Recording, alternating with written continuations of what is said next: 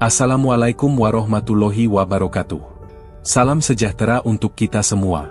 Terima kasih sudah hadir kembali di channel Selamat Untung, tempat di mana kisah-kisah nyata dan legenda mistis kami hadirkan dengan penuh rasa dan makna.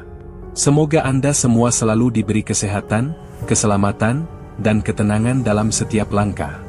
Dukung terus channel kami dengan cara subscribe, like, dan aktifkan loncengnya, agar Anda tidak ketinggalan cerita-cerita pilihan yang akan terus kami sajikan. Mari kita mulai ceritanya.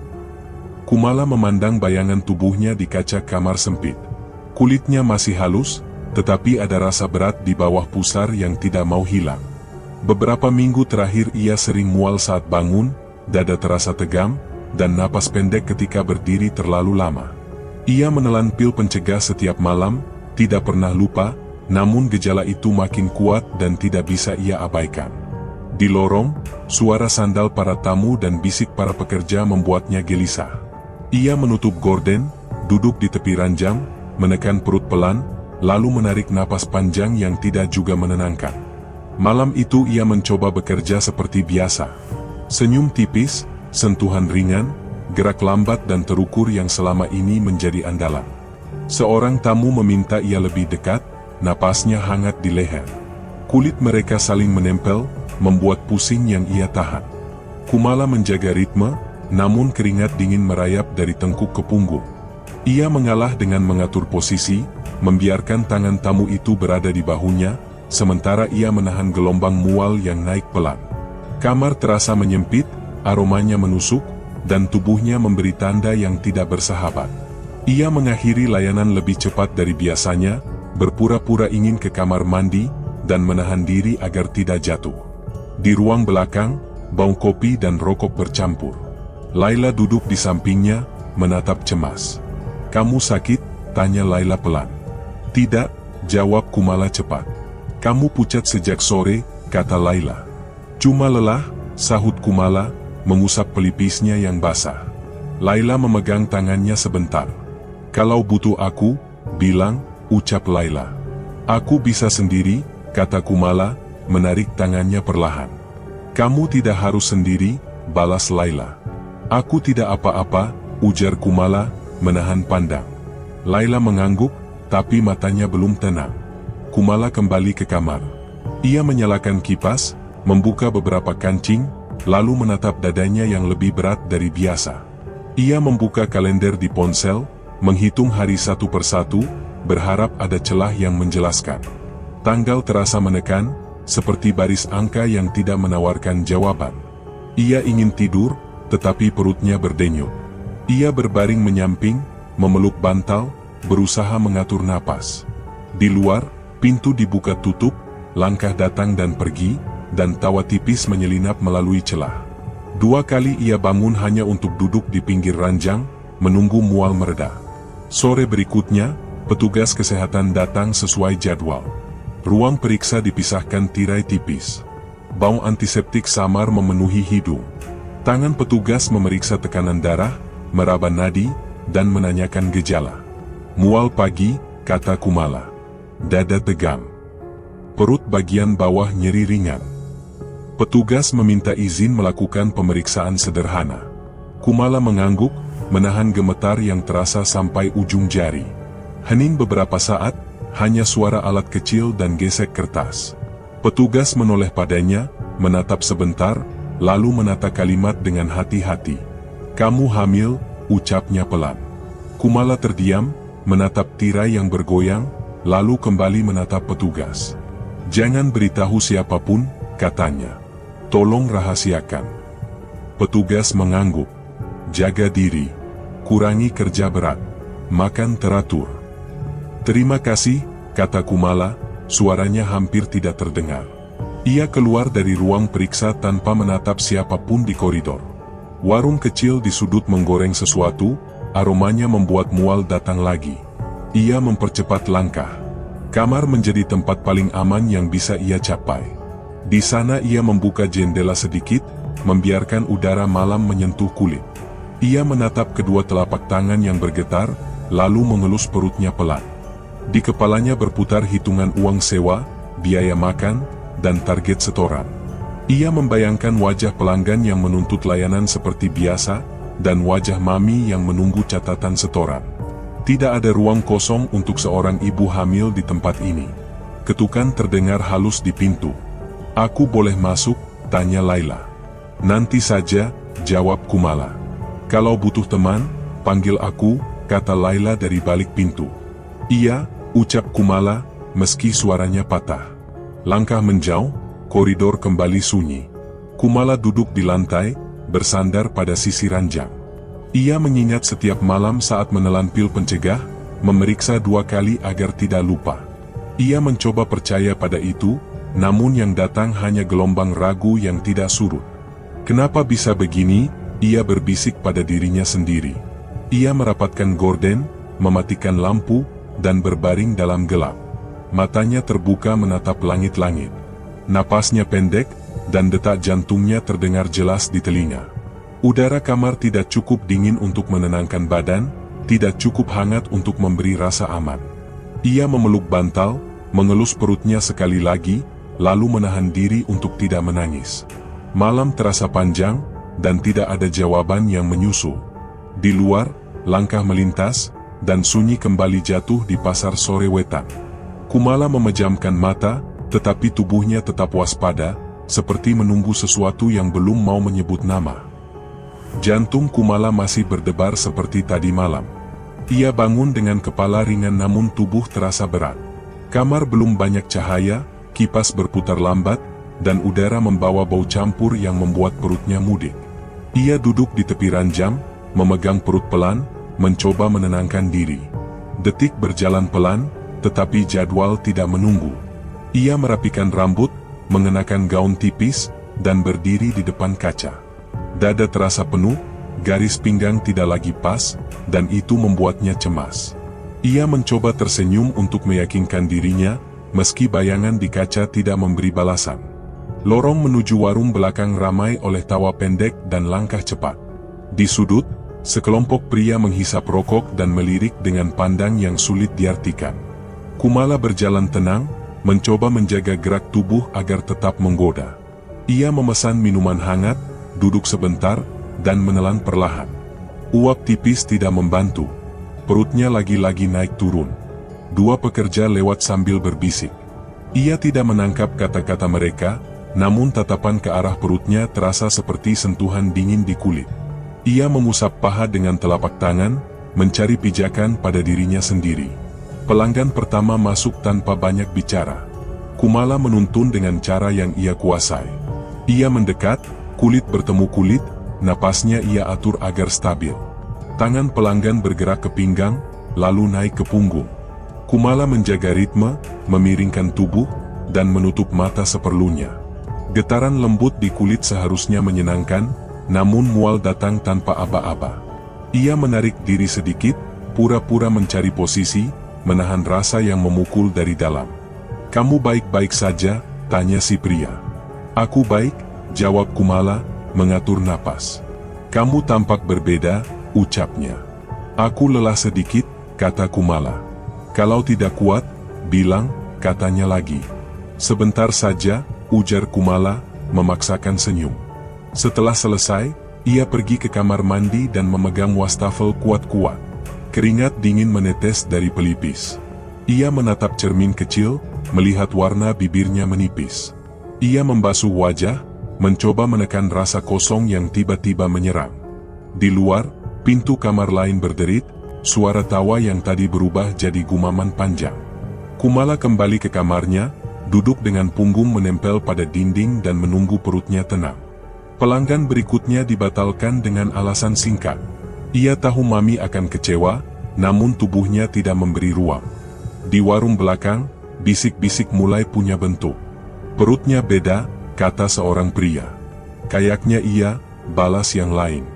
"Mungkin cuma naik berat badan," salah satu suara. "Kok baunya beda," jawab temannya. Kata-kata itu menempel di kepala Kumala seperti noda. Laila duduk di sebelahnya, mengangkat alis. "Kamu makan?" tanya Laila. "Tidak lapar," jawab Kumala. "Sejak kapan kamu menolak makan?" ucap Laila. "Perutku tidak enak," kata Kumala. Mau aku temani ke klinik? Tanya Laila. Tidak usah, ucap Kumala, menunduk. Ada yang kamu sembunyikan, kata Laila pelan. Aku hanya lelah, jawab Kumala, menahan tatapan. Siang bergeser ke sore. Kumala mencoba kembali melayani, berharap tubuhnya lebih kooperatif. Seorang pelanggan tetap masuk, menatapnya dari ujung kaki sampai bahu. Ia mendekat, meraih tangan Kumala, lalu berbisik di telinga. Kamu sakit? Tidak, kata Kumala. Rasanya lain. Hanya lelah. Kamu hamil, ucapnya lirih. Kumala menarik tangannya. Kamu salah, katanya. Aku pernah lihat. Tanda-tandanya sama, lanjut si pria. Kamu salah lihat, tegas Kumala. Ia menutup percakapan dengan senyum yang tidak mengikat, lalu menyudahi layanan sebelum mualnya datang lagi. Menjelang malam, kamar terasa seperti kandang yang menolak penghuninya. Kumala menghitung hari di kepalanya. Minggu ke-11 membuatnya seperti berdiri di tepi jurang. Ia memikirkan sewa, setoran, makanan, dan obat. Semua bergerak seperti dinding yang merapat. Ia memikirkan satu pilihan yang selama ini tidak berani ia ucapkan. Kata menghilangkan muncul seperti batu di lidah. Ia menolaknya, lalu memikirkannya lagi. Jari-jari tangannya bergetar saat ia mengelus perut, mencoba merasakan ada apa di sana, tetapi yang ia tangkap hanya denyut dirinya sendiri. Laila muncul di pintu, mengetuk sekali. Aku masuk, katanya. Jangan dulu, jawab Kumala. Kamu tidak cerita, aku tetap di sini, ucap Laila dari luar. Aku mengerti, kata Kumala, menahan suara yang hampir pecah. Langkah Laila bergeser namun tidak menjam. Sunyi jatuh seperti selimut tipis yang berat. Kumala duduk di lantai, memeluk lutut, dan membiarkan napasnya membalik-balik di dada. Ia ingin menolak desakan dari luar dan dari dalam. Ia ingin menutup telinga, tetapi dinding kamar membawa semua bunyi. Ia ingin memejam, tetapi debar di tubuh membuatnya tetap terjaga. Saat lampu lorong dipadamkan satu-satu, Kumala mematikan lampu kamar. Gelap tidak menenangkan. Kipas tetap berputar, namun udara di kulit terasa keras. Dari luar, terdengar tawa yang cepat patah. Kumala menarik selimut sampai dada, berbaring miring, dan menahan mual yang datang lambat. Di pilihannya yang sempit, ia tahu tidak ada ruang untuk ibu hamil di tempat ini. Ia menggigit bibir pelan, menahan suara yang ingin keluar, dan membiarkan detak jantung bekerja tanpa irama yang pasti. Malam merayap seperti langkah panjang yang tidak bernama, dan tubuhnya menjawab dengan diam yang membuat dada terasa sempit. Malam masih menekan dinding kamar ketika detak di dada Kumala belum juga tenang.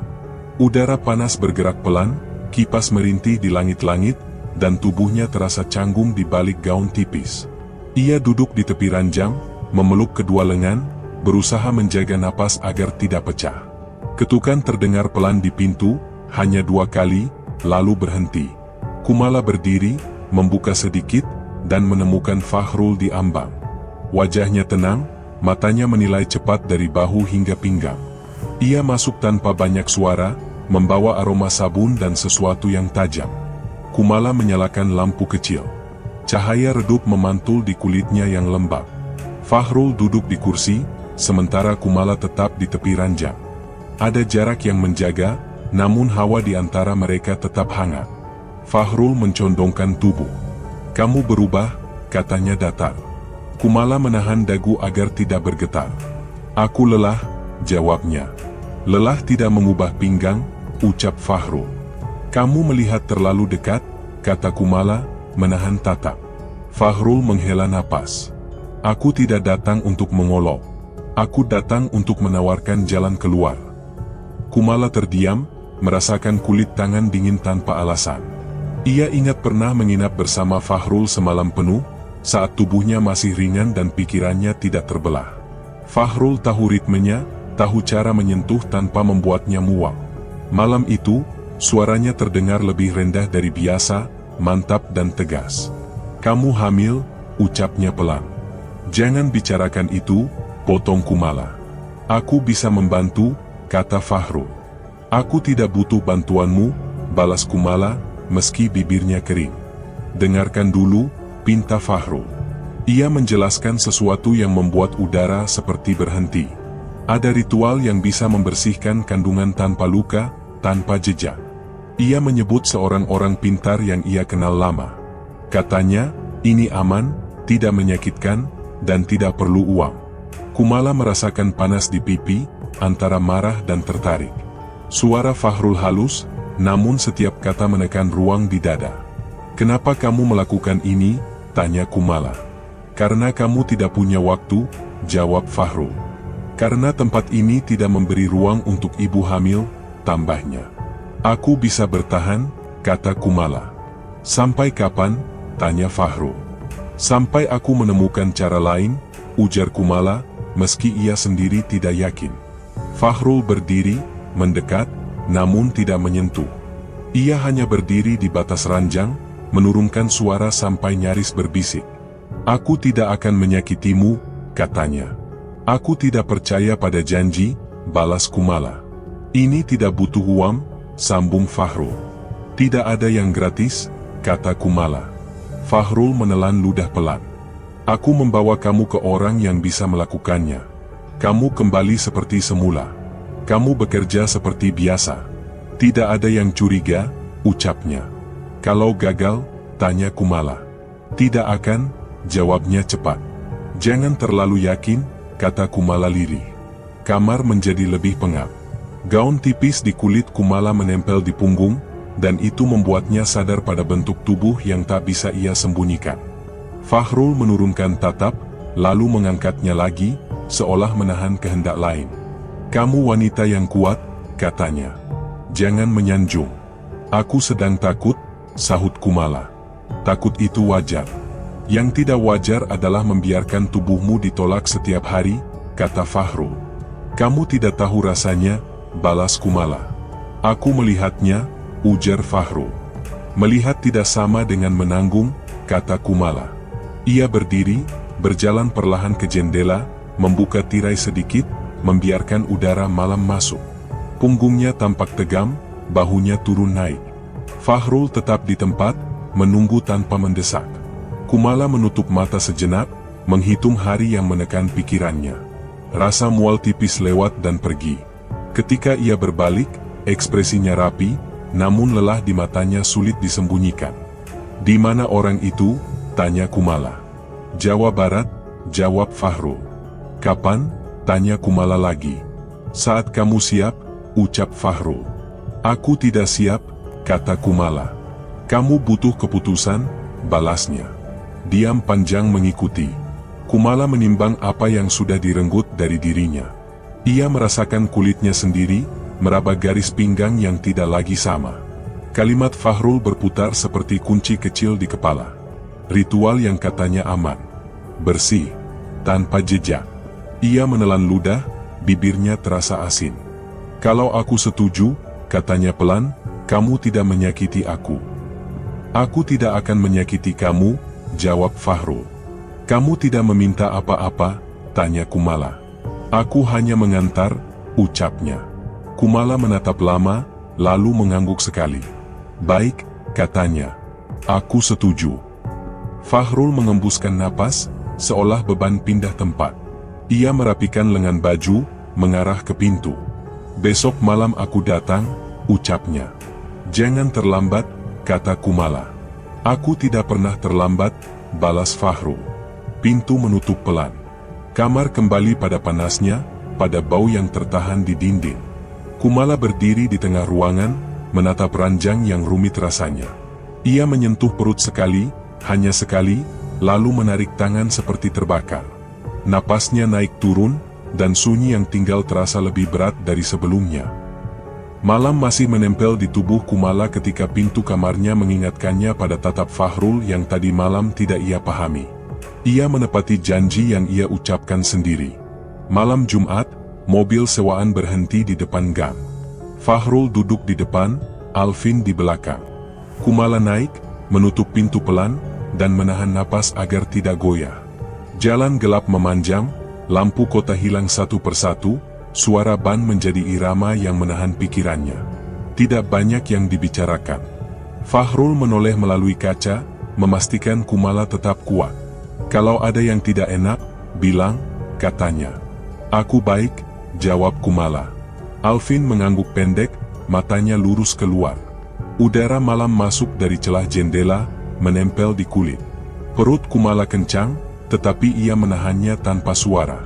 Saat papan penunjuk kecil desa Cikuray muncul, mobil berbelok ke jalan yang lebih sempit.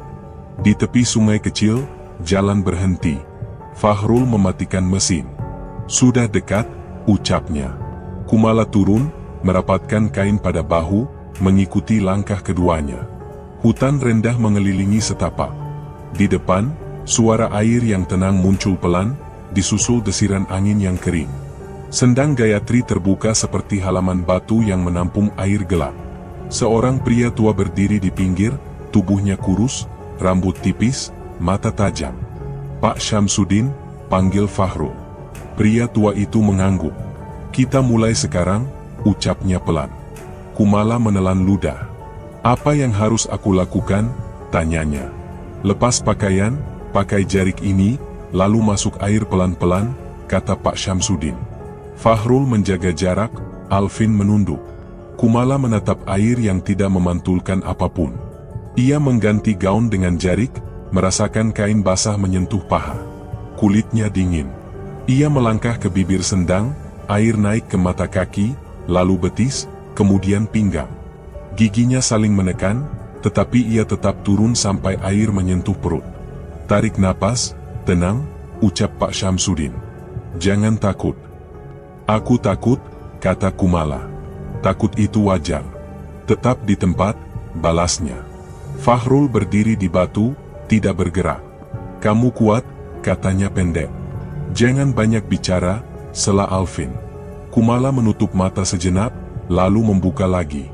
Udara dingin bersatu dengan uap air, membuat kulitnya cepat kebas. Pak Syamsuddin mengangkat tangan, mengucapkan kalimat yang tidak Kumala mengerti. Suaranya datar, mengikat ruang menjadi sempit. Denyut di perut datang dan pergi. Tangan Pak Syamsuddin tidak menyentuh, tetapi suaranya menekan seperti berat yang merayap dari punggung ke perut. Kumala menegam, lalu mengendur, berusaha mengikuti instruksi yang singkat. Kalau terasa mual, jangan lawan. Kalau berat, tarik napas, ucapnya. Sakit, kata Kumala. Bertahan sedikit, jawabnya. Dada Kumala naik turun cepat. Jari-jarinya mencengkeram kain agar tubuhnya tidak goyah. Ia mengejan tanpa sadar, seperti ada sesuatu yang menuntut jalan dari dalam. Getar itu menjadi jelas. Punggungnya melengkung pendek, perutnya terikat oleh rasa yang padat. Tarik lagi, ucap Pak Syamsuddin. Kumala mengejan sekali lagi. Air di sekitarnya bergoyang. Lengan atasnya bergetar, lehernya panas.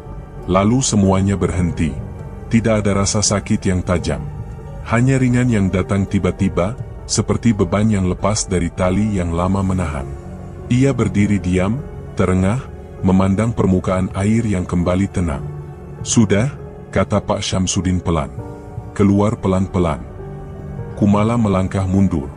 Air menetes dari jarik, menyusuri betis. Fahrul mengulurkan tangan.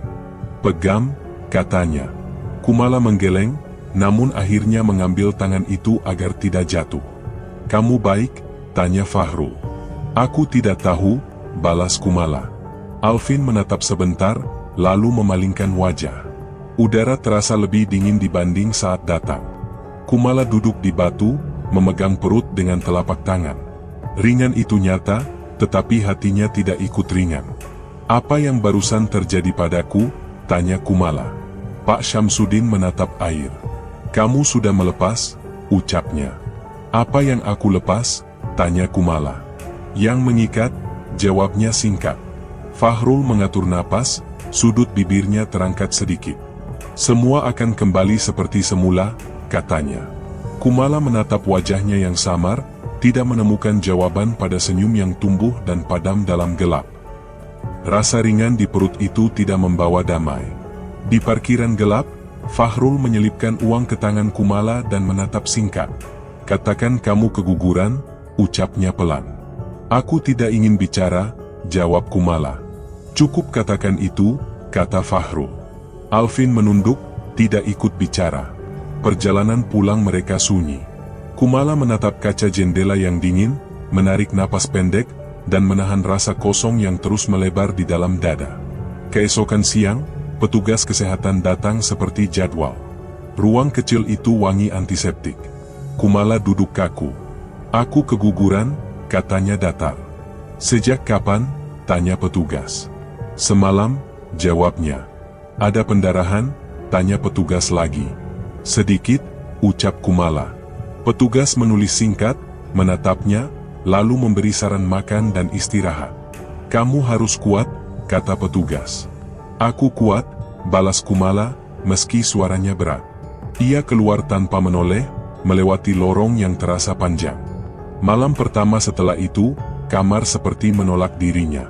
Kipas berputar namun udara tidak masuk ke dada. Kumala duduk di tepi ranjang, membuka kancing perlahan, dan mengelus perutnya yang terasa datar. Sentuhan itu tidak membawa hangat. Kamu kosong, ia berbisik pada dirinya sendiri.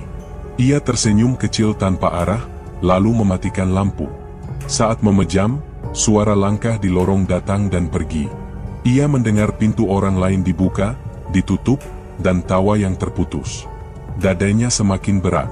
Ia mencoba kembali bekerja, tetapi tubuhnya tidak mau patuh. Seorang pelanggan mengetuk pintu. Kamu siap? Tanya pria itu. Aku tidak sehat, jawab Kumala. Sebentar saja, bujuknya. Tidak malam ini, kata Kumala. Kenapa wajahmu pucat? Tanyanya lagi. Aku lelah, ucap Kumala, menahan pintu. Pria itu menghela napas dan pergi. Kumala menutup pintu rapat, bersandar, dan mengusap keringat dingin yang menetes dari pelipis. Kulitnya dingin, jantungnya cepat, dan perutnya benar-benar sepi.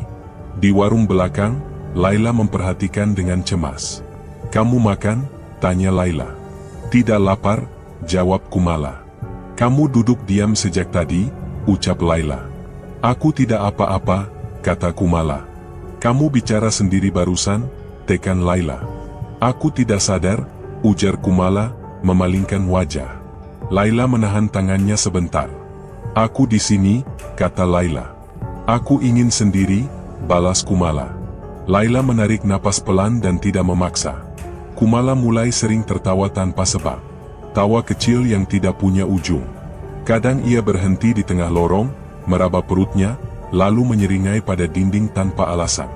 Teman-teman menatap melalui sudut mata. Dia aneh, bisik seseorang. Biar saja, balas yang lain. Kumala tidak menanggapi. Ia kembali ke kamar, menutup gorden, dan duduk lama di lantai. Kuku tangannya menggores jarik yang ia pakai, seperti ingin mencari sensasi yang bisa mematahkan hening. Malam menekan tubuhnya. Ia bangun berkali-kali dengan baju basah oleh keringat. Tenggoroknya kering, kulitnya dingin. Ia menyalakan lampu kecil, menatap bayangan di kaca, lalu kembali memeluk bantal. Kenapa kamu tertawa? Tanya dirinya sendiri. Aku tidak tahu, jawabnya pelan. Ia ingin tidur namun mata menolak menutup lama. Napasnya pendek, seperti ada beban di dada yang tidak punya bentuk. Ketika lampu kembali padam, ia mendengar denting ringan pada gelas di meja, lalu sunyi datang lagi. Ketika ada pelanggan lain datang, ia menolak lebih cepat.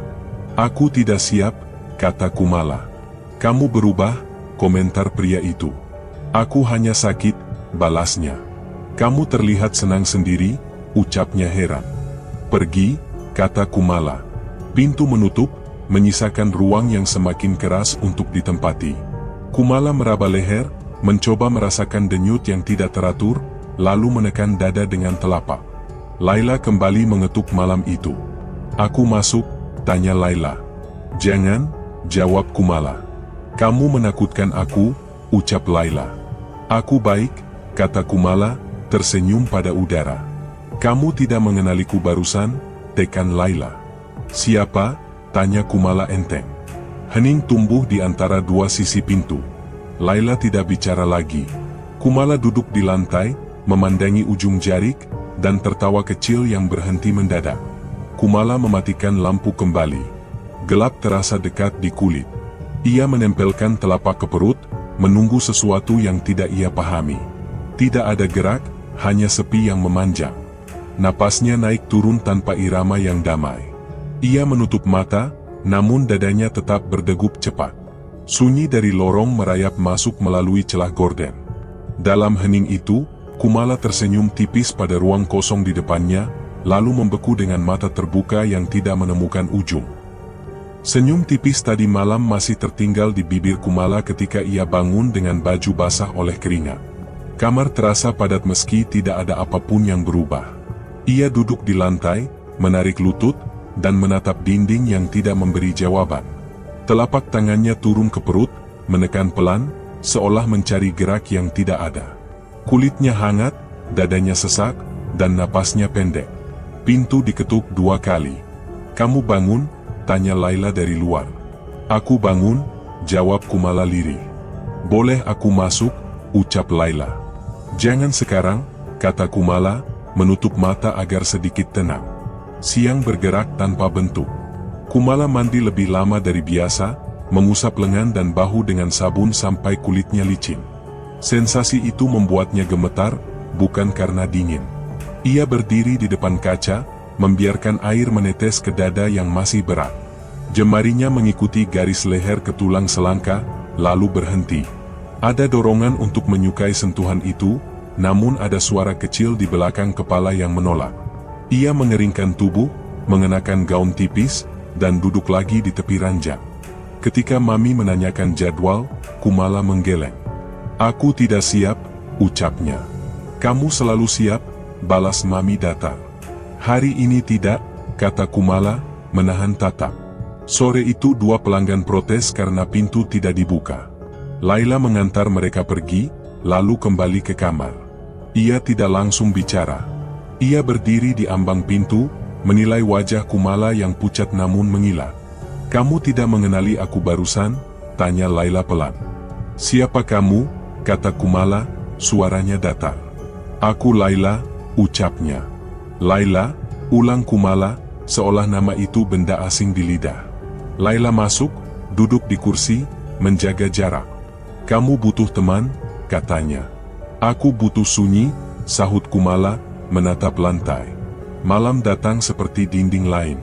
Kumala mematikan lampu, duduk di lantai tanpa bantal, dan membiarkan kulitnya menyentuh ubin yang dingin. Ia menatap ke arah ranjang, lalu kembali menatap perut. Jemarinya mengelus pelan, dari pusar ke pinggang, gerak kecil yang menenangkan namun juga membuat dadanya berdegup. Tawa kecil keluar tanpa alasan, lalu berubah menjadi isak pendek. "Kamu baik," bisiknya kepada tubuh sendiri. "Kamu tidak baik," jawabnya pada napas sendiri. Pintu kembali diketuk. "Kumala, buka," kata Mami. "Aku istirahat," balas Kumala. "Jangan buat ribut," ucap Mami. Kumala diam sampai langkah menjauh. Laila tetap menunggu di lorong. Ketika pintu terbuka sedikit, ia melihat mata Kumala berkaca dan kosong. "Cerita sama aku," pinta Laila. "Tidak ada yang bisa diceritakan," jawab Kumala, suaranya datar. "Sejak kapan kamu tertawa sendiri?" tanya Laila. "Sejak sunyi jadi teman," ucap Kumala. "Kamu tidak tidur?" tekan Laila. "Tidur hanya menambah gelap," kata Kumala. Laila menelan udara pelan. "Aku takut," ucap Laila. "Jangan takut," sahut Kumala. "Aku takut kehilangan kamu," lanjut Laila. "Aku juga tidak ingat siapa aku," bisik Kumala, menunduk dalam. Di warung belakang, kabar mulai bergerak. Ada yang berkata Kumala kerasukan. Ada yang menyebut ia sengaja cari alasan. 2 pelanggan lain mengeluh pada Mami dan menuntut ganti. Mami memanggil Kumala dan mengetesnya dengan beberapa pertanyaan. "Hari apa sekarang?" tanya Mami. "Aku tidak tahu," jawab Kumala. "Siapa tamu tetapmu?" tekan Mami. "Aku lupa," sahut Kumala, menatap kosong. "Kamu perlu dibawa ke tempat orang pintar," ucap Mami. "Aku tidak mau kemana-mana," kata Kumala. Malam berikutnya ia kembali duduk di lantai tanpa lampu. Udara kamar seperti menempel pada kulit. Ia menyalakan kipas, lalu mematikannya lagi. Sentuhan jarik di paha membuatnya kaget pada dirinya sendiri. Ia menahan napas, menilai perasaannya, lalu menolak. Ia berdiri, berjalan ke jendela, membuka sedikit, dan menutup lagi. "Aku di sini," katanya pada bayangan di kaca. "Aku bukan siapa-siapa," ucapnya lagi, hampir tidak bersuara. Di sisi lain pintu, Laila menopang punggung pada dinding lorong yang dingin. Ia menatap gagang pintu yang tidak bergerak, merasakan ketidakberdayaan yang membuat tengkuknya tegang. "Kamu harus bantu aku," kata Laila pada dirinya sendiri. "Aku harus tahu siapa Fahrul," ujarnya lirih. Ia mengingat ketenangan pria itu dan cara tatapnya pada pinggang Kumala. Ada sesuatu yang tidak jujur di sana, dan itu menekan kepala Laila seperti beban tipis yang tidak mau pindah. Ketika lorong mulai sepi, Laila kembali ke kamar. "Besok aku cari tahu," katanya dari luar. "Jangan pergi," sahut Kumala tanpa nada. "Aku kembali sebelum malam," ucap Laila. "Aku mungkin tidak ingat kamu," kata Kumala. "Aku tetap mengetuk," jawab Laila. Hening turun di antara mereka. Kumala duduk lagi di lantai, memeluk tubuh sendiri, dan menatap titik yang tidak punya bentuk.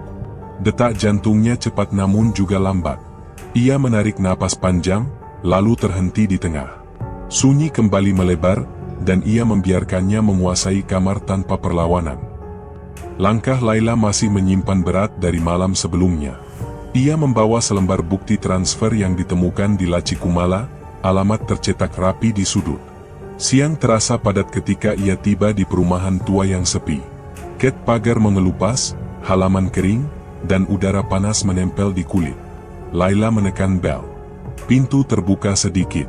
Seorang wanita paruh baya menatapnya hati-hati. "Apa ini rumah Fahrul?" tanya Laila. "Benar. Saya Bu Hovifah." "Ada perlu apa?" jawabnya.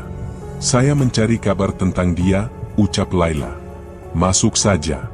"Bicara di teras," kata Bu Hovifah. Mereka duduk saling berhadapan. Laila menahan gugup yang naik hingga leher. Ia menyebut nama Alvin, lalu menyebut bukti transfer pada seorang perempuan. Mata Bu Hovifah berubah, seolah mengerti lebih dari yang ia mau katakan. "Dulu dia bangkrut. Lalu tiba-tiba berhasil," ujar Bu Hovifah pelan. "Ada yang bilang dia ikut ritual dengan adiknya." "Ritual apa?" tanya Laila. "Saya tidak tahu detailnya. Tapi setelah itu uang mengalir. Barang selalu laku. Orang-orang datang sendiri," jawabnya. "Lalu kenapa sekarang rumahnya seperti ini?" tanya Laila. "Karena semua jatuh lagi," ucap Bu Hovifah. "Dia dituduh tidur dengan istri aparat. Urusan tidak selesai. Usaha ambruk. Hutang menutup pintu.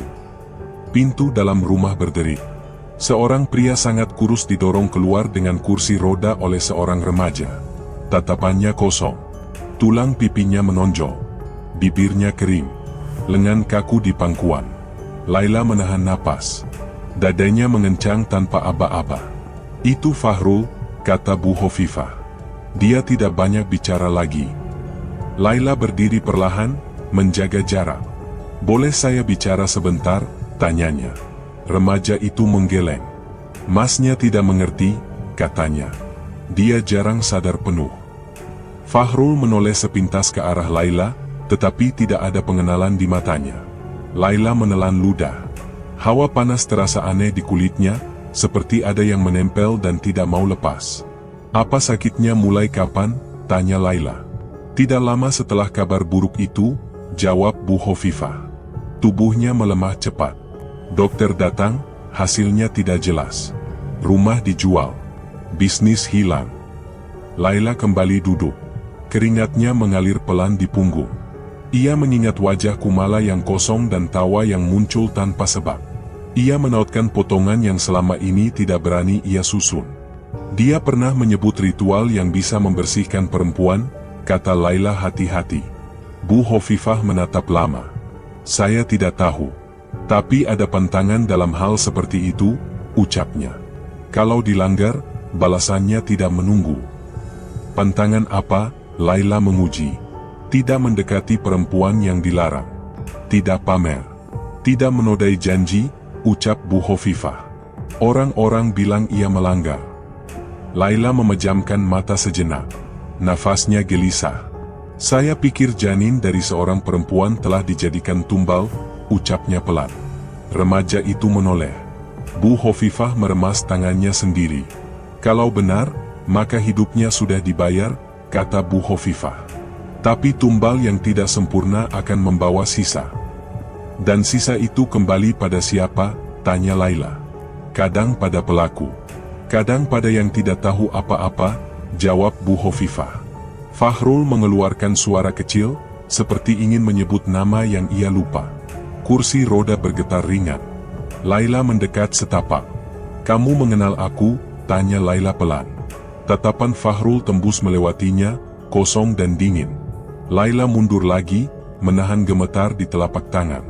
Saya harus pergi, kata Laila. Terima kasih.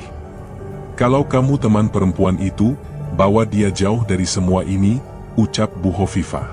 Sisa yang tertinggal tidak selalu terlihat. Laila mengangguk tanpa suara. Ia melangkah ke pagar, bahunya berat, tengkuknya panas. Di balik punggungnya, roda kursi berdecit pendek lalu berhenti. Laila menahan diri untuk tidak menoleh. Ia menggenggam bukti transfer di saku, merasakan kertasnya lembab, dan menata napas yang pecah-pecah. Ketika ia keluar ke jalan yang sunyi, siang terasa lebih gelap dari sebelumnya, seakan udara membawa pulang sesuatu yang tidak mau ia bawa, namun kini sudah menempel di kulitnya. Pulang dari rumah itu, Laila membawa udara panas yang berat di tengkuk. Pagi berikutnya ia mengetuk pintu kamar Kumala dengan hati yang masih bergetar. Kamar lembab dan redup. Kumala duduk di lantai bersandar pada ranjang, rambut setengah basah, mata bengkak. Telapak tangannya menempel di perut lalu berhenti di tengah dada. Laila mendekat pelan, duduk di hadapannya, dan menunggu sampai napas Kumala lebih teratur. Kulit Kumala hangat ketika Laila menyentuh punggung tangannya, hangat yang bukan demam, lebih seperti tubuh yang baru selesai bertahan. Aku ingat kamu, kata Kumala lirih. Kamu Laila. Aku di sini, jawab Laila. Aku tidak pergi. Kumala menunduk. Bahunya bergetar kecil. Malam itu di sendang aku merasa seperti mati, ucapnya pelan.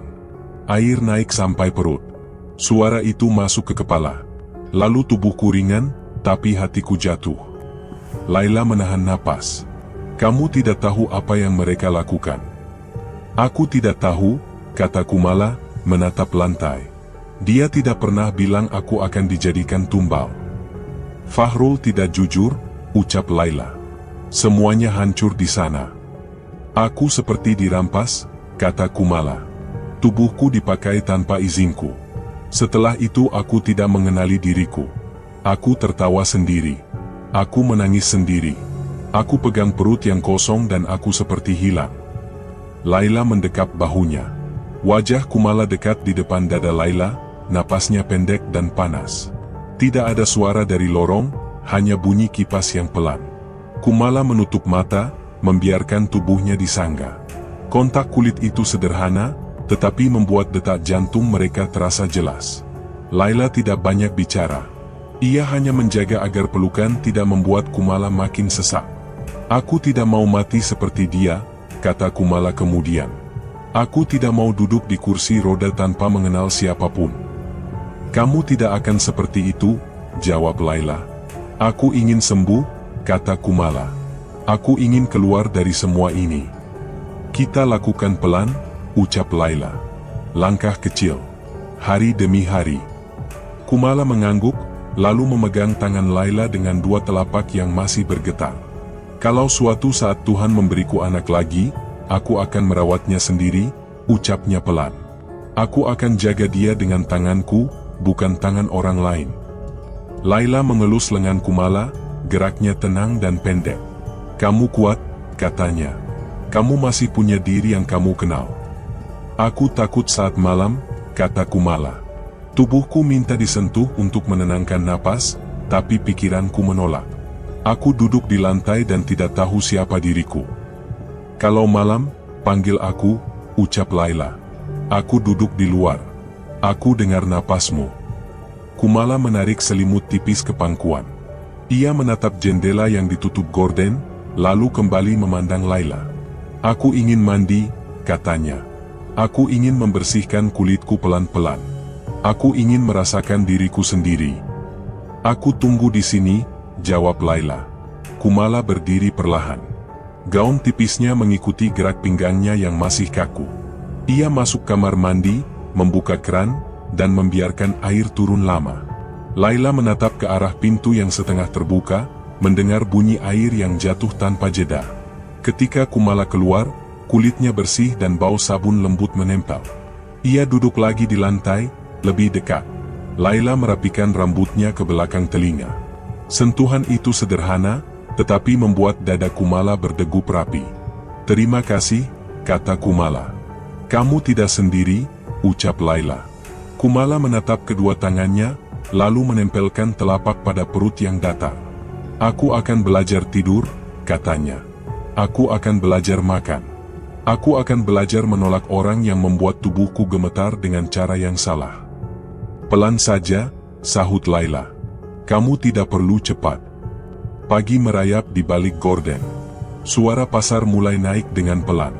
Di kamar kecil itu, dua perempuan duduk saling menahan.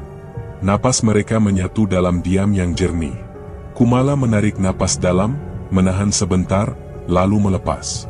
Detak di dadanya masih terasa tangguh, namun tidak lagi liar. Ia menyandarkan kepala di bahu Laila.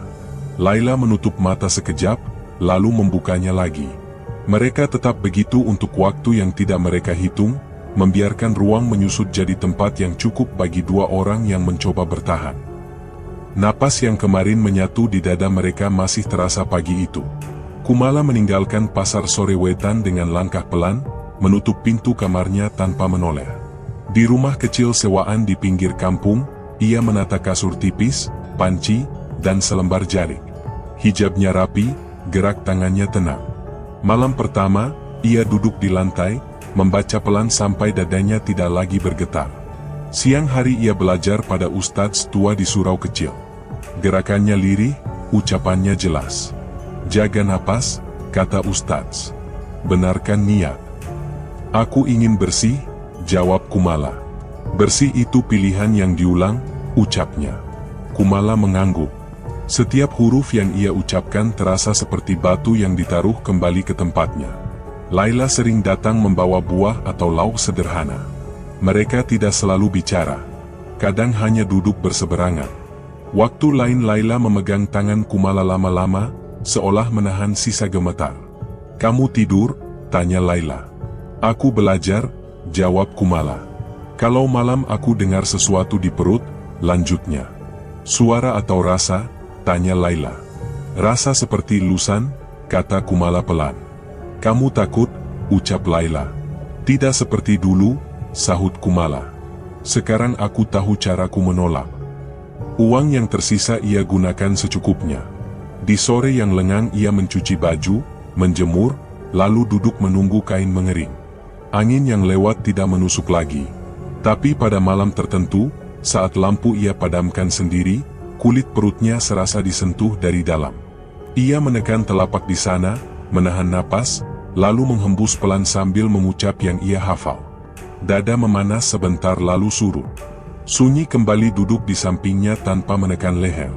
Suatu siang Laila mengajak menutup perkara di pasar.